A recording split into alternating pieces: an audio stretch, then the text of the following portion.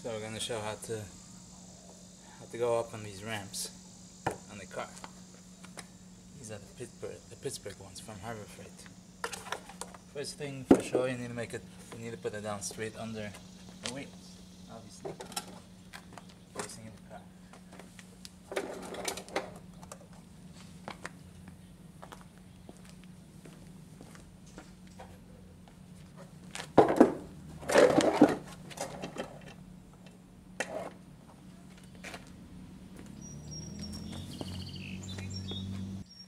Then you'll hear how, with this car now, how much gas I'm giving based on the noise of the muffler.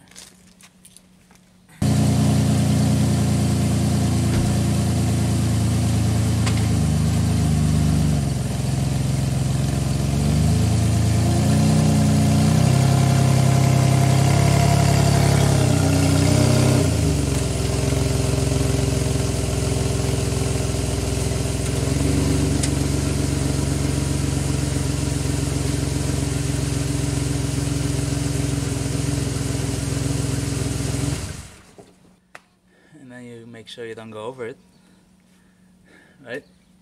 And then you just put on park and stop. Thanks for watching.